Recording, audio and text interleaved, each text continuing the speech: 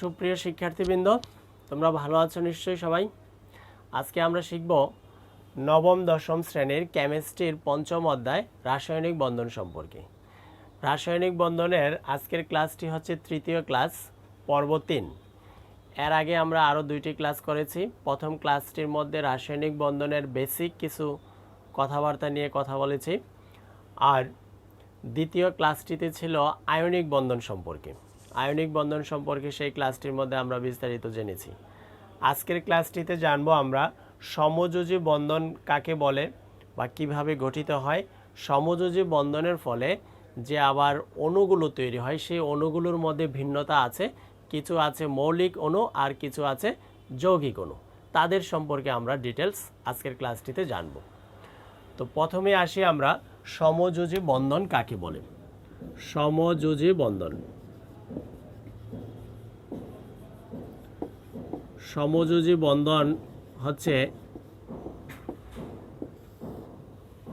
যদি এক বা একাধিক অধাতব পরমাণু পরস্পরের সাথে ইলেকট্রন শেয়ারের মাধ্যমে যুক্ত হয়, তাহলে যুক্ত হয়ে যে আকর্ষণ বল সৃষ্টি করে সেটাই হচ্ছে সমযোজী বন্ধন। তাহলে যদি এক বা একাধিক অধাতব পরমাণু পরস্পরের সাথে ইলেকট্রন শেয়ারের মাধ্যমে যে বন্ধন সৃষ্টি করে সেটাই হচ্ছে সমযোজী বন্ধন। ক্লিয়ার? তো এই ক্ষেত্রে অধাতব পরমাণুর সাথে যুক্ত হবে।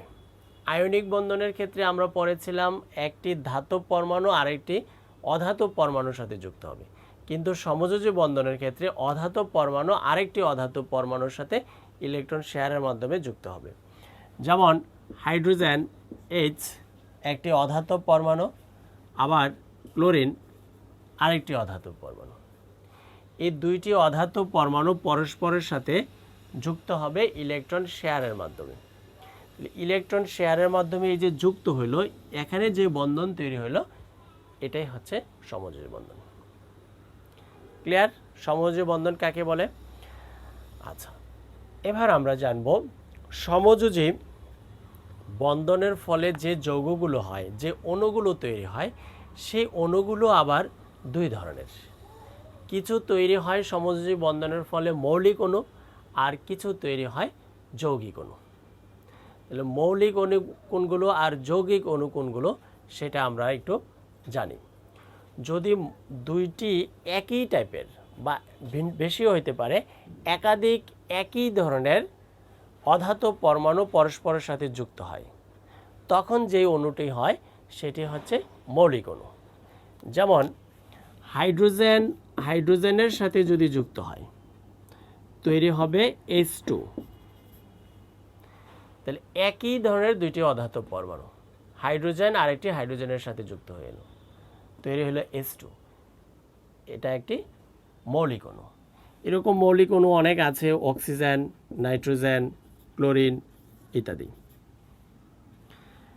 ঠিক আবার একাধিক ভিন্ন টাইপের অধাতব পরমাণু, যেমন প্রথমে যেটা বলছিলাম ওই যে হাইড্রোজেন আর ক্লোরিন, তাহলে হাইড্রোজেন আর ক্লোরিন একত্রে যুক্ত হয়ে তৈরি হলো HCl। তাহলে এইখানে যে অণুটি তৈরি হলো ইহা হচ্ছে যৌগিক অণু। এরকমভাবে H2O পানি, এটি একটি যৌগিক অণু, এইখানেও সমযোজী বন্ধন আছে। তারপরে CH4 যৌগিক অণু, NH3 এগুলো যৌগিক অণু, এবং প্রত্যেকের মধ্যেই সমযোজী বন্ধন আছে। ক্লিয়ার? তাহলে মৌলিক অণু দাঁড়াইল দুইটি একই টাইপের বা বেশিও হইতে পারে একই টাইপের অধাতব পরমাণু যদি যুক্ত হয়, আর ভিন্ন ভিন্ন প্রকৃতির ভিন্ন ভিন্ন মৌলিক পদার্থের অধাতব পরমাণু যুক্ত হয়ে যে বন্ধন হয় সেটা হচ্ছে সমযোজী যৌগিক অণু। ক্লিয়ার? তাহলে এখন আমরা মৌলিক অণু সম্পর্কে আরও একটু বিস্তারিত জানব, যৌগিক অণু সম্পর্কে বিস্তারিত জানব। তো মৌলিক অণু কিভাবে তৈরি হয়, এবং একটি মৌলিক অণু যদি আমরা দেখি তাহলেই পরেরগুলো বুঝে যাব। মৌলিক অণু, সমযোজী মৌলিক অণু।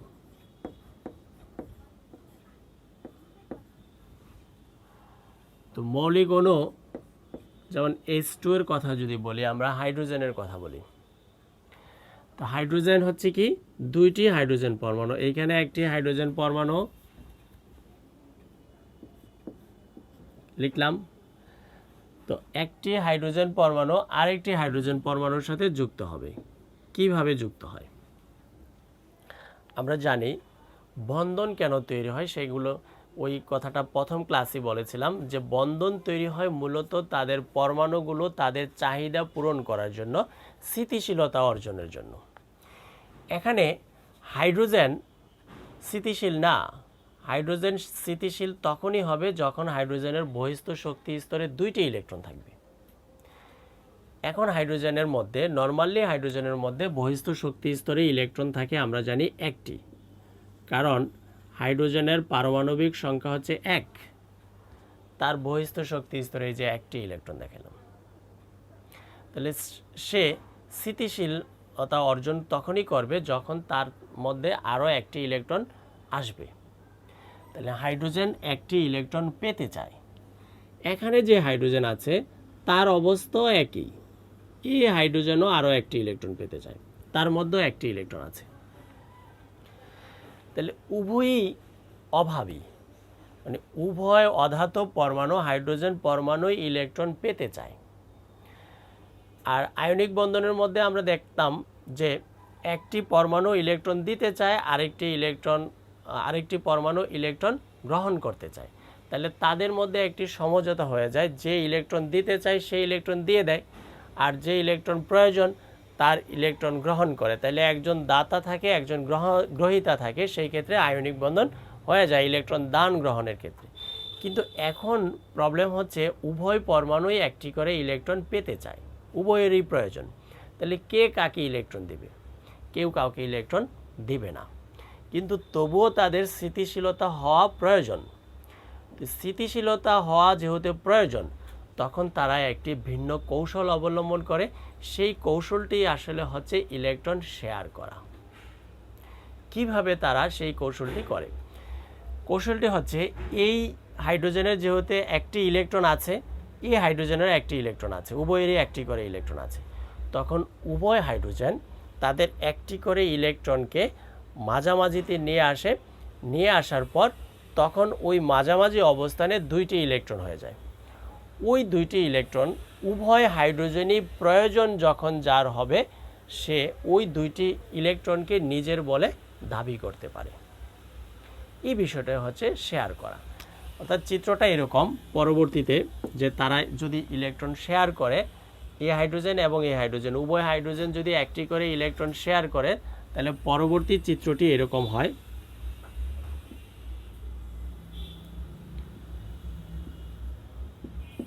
এইচ, এখানের এইচ।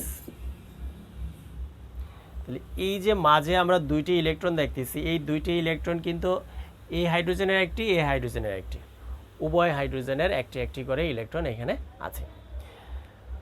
তো এই অবস্থাতে তাদের বেনিফিট কি হইল? বেনিফিট হচ্ছে, এখন এই হাইড্রোজেন নিজের বলে এই দুইটি ইলেকট্রনকে নিজের বলে দাবি করতে পারে। অর্থাৎ তার যখন প্রয়োজন হবে যে আমি হিলিয়ামের মতো, এই মনোভাবটি যখন তার প্রয়োজন, তখন সে এই দুইটি ইলেকট্রনকে নিজের বলে দাবি করতে পারে। আসলে সে তখন হিলিয়ামের অবস্থা হয়ে যায়, কারণ আমরা জানি হাইড্রোজেনের কাছাকাছি নিষ্ক্রিয় মৌলিক পদার্থ হচ্ছে হিলিয়াম। হাইড্রোজেনের সবসময় প্রত্যাশা থাকে হিলিয়ামের মতো হয়ে যাওয়া। তো হাইড্রোজেন এই দুইটি ইলেকট্রন যদি সম্পূর্ণ নিজের বলেই দাবি করতে পারে, তখন হিলিয়ামের মতো সে হয়ে যায়। এই হাইড্রোজেনেরও একই অবস্থা, সেও দুইটি ইলেকট্রনকে নিজের বলে দাবি করতে পারে। অর্থাৎ উভয় হাইড্রোজেনই তখন স্থিতিশীল হয়ে যায়।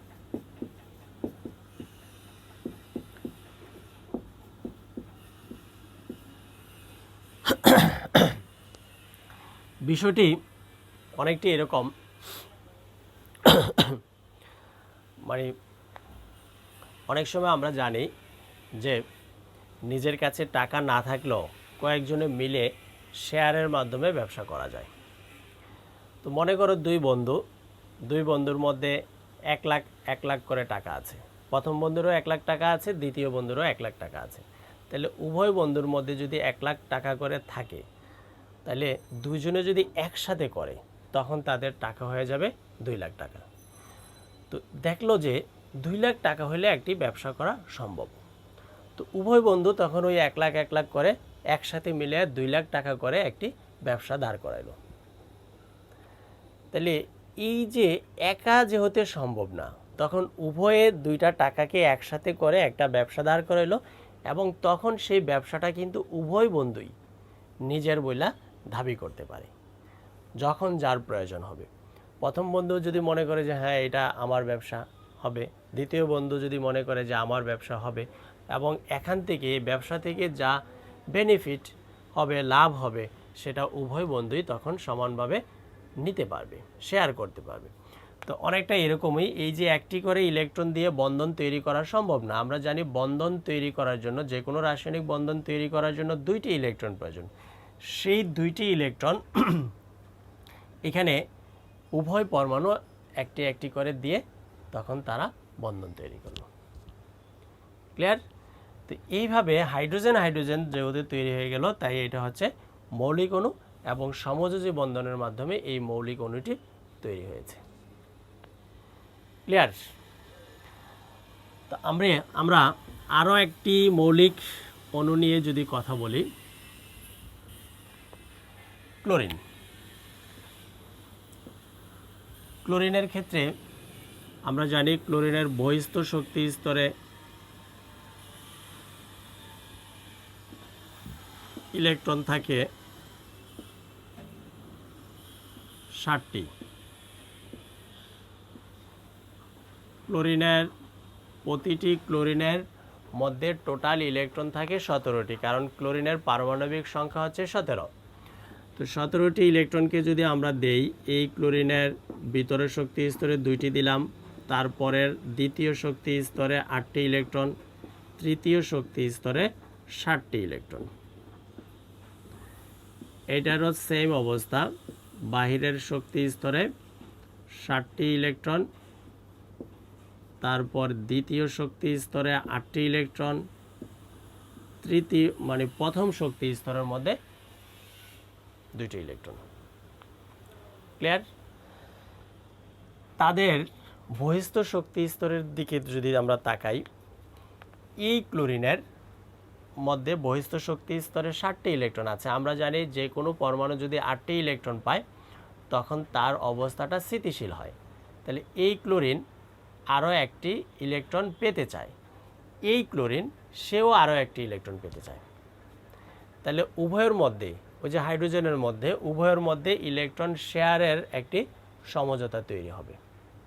তাহলে সমঝোতা তৈরি হইলে এইখানে যে অযুগ্ম ইলেকট্রন আছে, এই ক্লোরিনের যে অযুগ্ম ইলেকট্রন আছে, এই 2টি অযুগ্ম ইলেকট্রন তারা মাঝামাঝিতে রাখবে, এবং 2টি ইলেকট্রন একসাথে যুক্ত হয়ে যাবে, শেয়ার করবে, এবং অণু তৈরি হয়ে যাবে। ক্লিয়ার বিষয়টা? তো এক্ষেত্রে তাহলে পরবর্তী চিত্রটি দাঁড়াচ্ছে এরকম,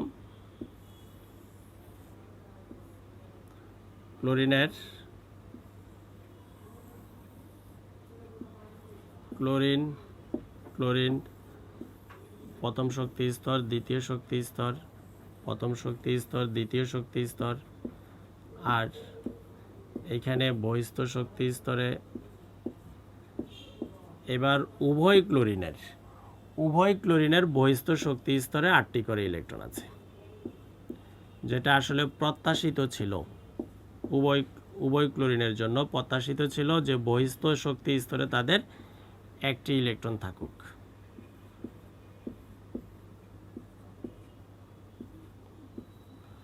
তাহলে তাদের যে প্রত্যাশা ছিল বহিস্থ শক্তি স্তরে 8টি ইলেকট্রন থাকুক, সে 8টি ইলেকট্রন তারা এখন পেয়ে গেল। তাহলে স্থিতিশীলতা অর্জন করলো এবং অণু তৈরি হয়ে গেল। এটাই হয়ে গেল ক্লোরিনের অণু। চিত্র ক্লোরিন অণু। এখানে আরেকটি ইম্পর্টেন্ট কথা হচ্ছে, আমরা যে পরমাণুগুলোকে সাজাবো, দিব, তো দিয়ে ইলেকট্রনগুলোকে যখন সাজাবো, ইলেকট্রনগুলোকে এমনভাবে সাজাবো যেইখানে আসলে তারা ইলেকট্রন শেয়ার করবে, যেমন অযুগ্ম ইলেকট্রনটাকে এই পাশে দিলাম, এই ক্লোরিনের অযুগ্ম ইলেকট্রনটাকে আবার এই পাশে দিলাম, যাতে সিঙ্গেল সিঙ্গেল ইলেকট্রনগুলো পরস্পরের সাথে শেয়ার করতে পারে, যুক্ত হতে পারে। যুগ্ম ইলেকট্রন এই পাশে দিব না, যুগ্ম ইলেকট্রনগুলোকে বাকি পাশে দিব, এই যে এই পাশে, এই পাশে। আর যেটা সিঙ্গেল ইলেকট্রন আছে তারা একটি পরমাণুর কাছাকাছি আরেকটি পরমাণুর সিঙ্গেল ইলেকট্রন দিব, তাহলেই হয়ে যাবে বিষয়টি। ক্লিয়ার? তো এইভাবে আমরা আরও যে মৌলিক অণু আছে, যে মৌলিক অণু আছে নাইট্রোজেন, মৌলিক অণু আছে অক্সিজেন, এগুলো আমরা ট্রাই করব নিজেরা করার জন্য। ঠিক আছে, থ্যাংক ইউ। তাহলে এই ছিল আমাদের সমযোজী মৌলিক অণু সম্পর্কে কথা। এবার আমরা শিখব সমযোজী যৌগিক অণু নিয়ে। তো যৌগিক অণুর বিষয়টা হচ্ছে, মৌলিক অণুর মধ্যে ছিল একই টাইপের দুইটি পরমাণু, ওইখানে ভিন্ন টাইপের দুইটি অধাতব পরমাণু। তো মৌলিক অণু যেহেতু আমরা ভালোভাবে বুঝতে পেরেছি, যৌগিক অণুও আমরা বুঝতে পারবো, সমস্যা নাই সেটা। তাহলে যৌগিক অণুর আমরা একদম সহজ একটি উদাহরণ যদি দেই, সেটাই হচ্ছে HCl, অর্থাৎ হাইড্রোজেন আর ক্লোরিন।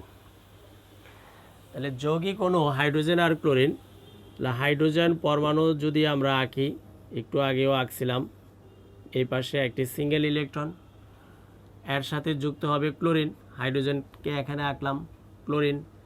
ক্লোরিন পরমাণুর বহিস্থ শক্তি স্তরের 7টি, একটু আগেও একবার দেখাইছিলাম। তাহলে 7টি ইলেকট্রনের মধ্যে সিঙ্গেল ইলেকট্রনটি আমরা বলছিলাম এই পাশে দিব, এইখানে। আর ভিতরের শক্তি স্তরে তো এখানে সবগুলো কথা আগের কথাগুলি আবার আসতেছে। হাইড্রোজেনের আরও একটি ইলেকট্রন প্রয়োজন স্থিতিশীলতা অর্জনের জন্য, ক্লোরিনেরও আরও একটি ইলেকট্রন প্রয়োজন স্থিতিশীলতার জন্য। তখন তারা এই একটি একটি করে ইলেকট্রন, হাইড্রোজেন একটি দিবে, ক্লোরিন একটি দিবে, দিয়ে তারা ইলেকট্রন শেয়ার করবে, শেয়ার করে বন্ধন তৈরি করবে। তাহলে পরবর্তী চিত্রটি এরকম হচ্ছে।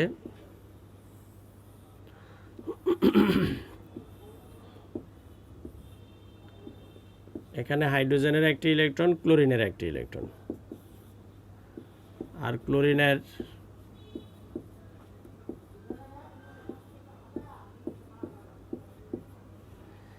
এই। তাহলে এবার যদি আমরা দেখি ক্লোরিনের বহিস্থ শক্তি স্তরে মোট ইলেকট্রন কতটি আছে, ক্লোরিনের বহিস্থ শক্তি স্তরে মোট ইলেকট্রন আছে 8টি, এই যে এখানে সহ বহিস্থ শক্তি স্তরে মোট ইলেকট্রন আছে 8টি। আর হাইড্রোজেনের বহিস্থ শক্তি স্তরে ইলেকট্রন আছে কতটি? 2টি। তাহলে যা তাদের প্রত্যাশা ছিল। তাহলে ক্লোরিনও এই ক্ষেত্রে স্থিতিশীলতা অর্জন করলো, হাইড্রোজেনও স্থিতিশীলতা অর্জন করলো। হাইড্রোজেন স্থিতিশীল হয়েছে, তার চাহিদা ছিল আরেকটি, মানে টোটাল 2টি ইলেকট্রন হয়ে গেছে। ক্লোরিনের চাহিদা ছিল তার বহিস্থ শক্তি স্তরে টোটাল 8টি ইলেকট্রন থাকুক, সেটাও সে পেয়ে গেল। তাহলে চিত্র এটাই হচ্ছে HCl। HCl অণু। ক্লিয়ার? আমরা যৌগিক অণুর যদি আরো একটি উদাহরণ দেই,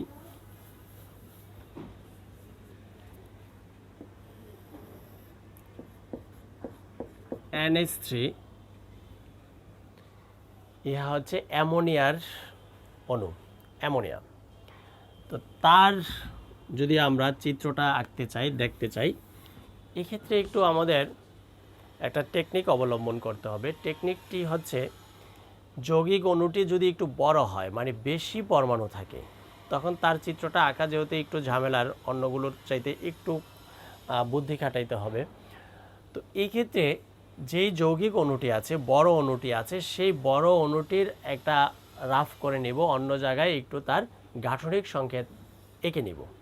তো গাঠনিক সংকেত আঁকার ক্ষেত্রেও আবার আমরা বলেছিলাম, সেটা জানি গাঠনিক সংকেত কিভাবে আঁকতে হয়।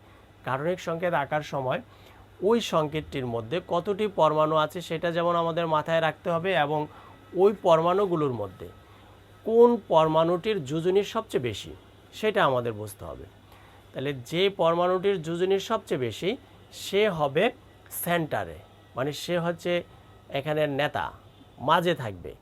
আর যাদের যোজনী কম তারা তার চারপাশে ঘেরাও করে থাকবে, তার প্রোটেকশন দিয়ে রাখবে, এইরকম।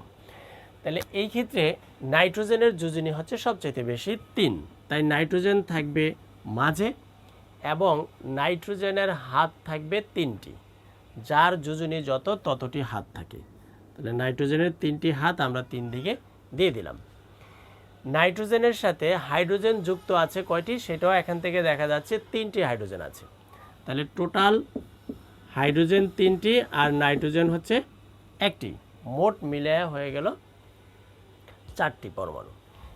তাইলে এই চিত্রটা আমাদের যখন মাথায় থাকবে, আমরা অন্য জায়গায় একটু রাফ করে নিব বা এখানেও যেই পরীক্ষার খাতার এই অংশের মধ্যে আমরা দিতে পারি, সমস্যা নেই।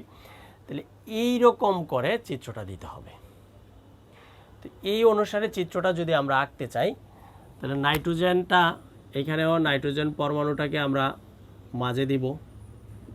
তারপরে নাইট্রোজেনের শক্তি স্তর আমরা জানি 2টি, প্রথম শক্তি স্তরে ইলেকট্রন থাকে 2টি। নাইট্রোজেনের পারমাণবিক সংখ্যা 7, তার মধ্যে মোট ইলেকট্রন থাকে আমরা জানি 7টি। 7টি ইলেকট্রনের মধ্যে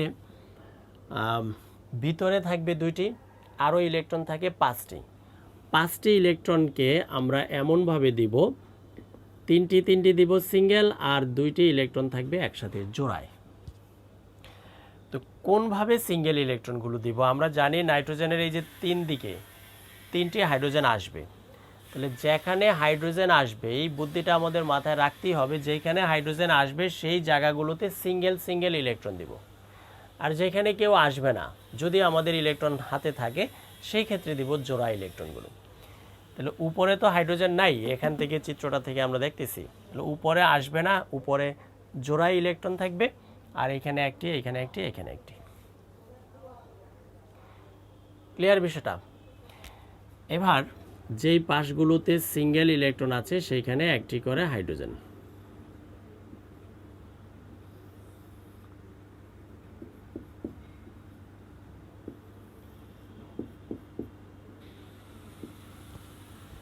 একটি করে হাইড্রোজেন দেখিয়ে দিলাম।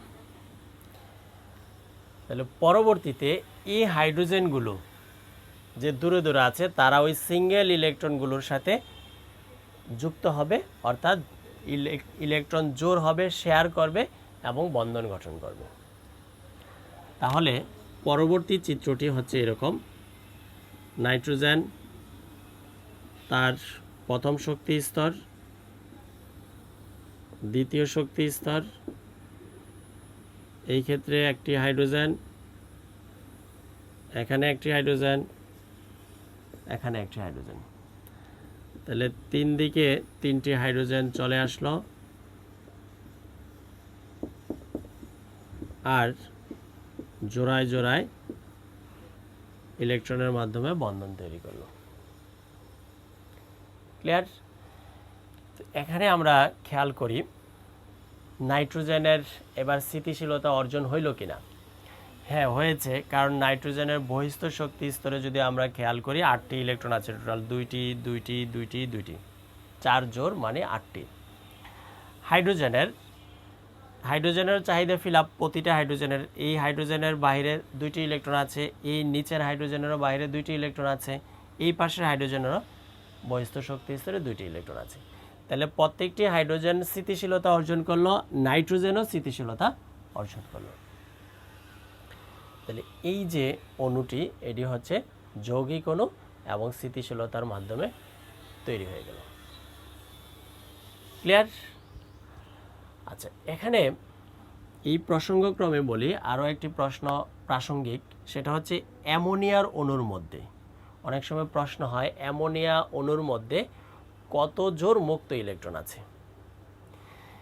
তো অ্যামোনিয়া অণুর মধ্যে এই অণুটাকে আমরা যদি দেখি, এখানে এই জোড় যে ইলেকট্রন আছে, উপরের যেই এক জোড় ইলেকট্রন আছে, এই এক জোড় ইলেকট্রন কিন্তু বন্ধনের সাথে যুক্ত না। এগুলো নাইট্রোজেনের মধ্যে আগে থেকেই ছিল মুক্ত অবস্থায়, তারা বন্ধনে যুক্ত হয় নাই, বন্ধনে অংশগ্রহণ করে নাই। তাহলে এই একজোড় ইলেকট্রনকে বলা হয় মুক্তজোড় ইলেকট্রন। আর যদি প্রশ্ন করা হয় অ্যামোনিয়ার অণুর মধ্যে কত জোড় বন্ধন ইলেকট্রন আছে, তাহলে 3 জোড়। এই যে এখানে এক জোড় বন্ধন ইলেকট্রন, এইখানে এক জোড় বন্ধন ইলেকট্রন, এইখানে এক জোড় বন্ধন ইলেকট্রন। তাহলে 3 জোড় আছে বন্ধন ইলেকট্রন আর এক জোড় আছে মুক্ত ইলেকট্রন। এই মুক্ত ইলেকট্রনগুলো অত্যন্ত ইম্পর্ট্যান্ট। এদের সাথে অনেক পদার্থের কাঠামো ডিপেন্ড করে, তার অণুর আকৃতি নির্ভর করে, তারপরে অন্যান্য ধর্ম নির্ভর করে। এগুলো উপরের ক্লাসে গেলে আরও ডিটেলস জানবো। এখানেও আছে মুক্ত জোড় নিয়ে তোমাদের 9, 10-ই প্রশ্ন হয়। অ্যামোনিয়ার মধ্যে কত জোড় মুক্ত ইলেকট্রন আছে, পানির অণুর মধ্যে কত জোড় মুক্ত ইলেকট্রন আছে। তাহলে পানির অণুটাকে যখন তোমরা আবার, পানিও একটি ওই যে যৌগিক অণু, পানির যখন এইভাবে চিত্র আঁকবা তোমরা দেখবা যে পানির অণুর মধ্যে 2 জোড় মুক্ত ইলেকট্রন আছে, মানে উপরে এবং নিচের দিকে। যখন এই কাজটা করবা, আরও যে আমরা কাজ দিলাম যৌগিক অণু, তোমরা নিজেরা CH4 এটা করবা, H2O, এই পানির অণু, এই মুক্ত জোড় পেয়ে যাবা এখান থেকে, এবং কত জোড় বন্ধন ইলেকট্রন আছে সেগুলো তোমাদের কাছে ক্লিয়ার হয়ে যাবে। তো এই ছিল আমাদের আজকের আলোচনার বিষয়। তো এতক্ষণ মনোযোগ সহকারে ক্লাসটি দেখার জন্য অসংখ্য ধন্যবাদ। আর এই পরিস্থিতিতে তোমাদের সবারই নিরাপদ থাকা দরকার এবং ভালো কাজে ব্যস্ত থাকা দরকার। এই জন্য অনলাইনে যে ক্লাসগুলো দিচ্ছি, এই ভিডিওগুলো তোমরা নিয়মিত দেখো, পড়াশোনার সাথে সম্পৃক্ত থাকো, তাহলে টাইম অপচয় হবে না, নিজেদের আগিয়ে নিতে পারবা এবং ভবিষ্যৎ সুন্দর হবে। তো থ্যাংক ইউ, সবাই ভালো থাকো।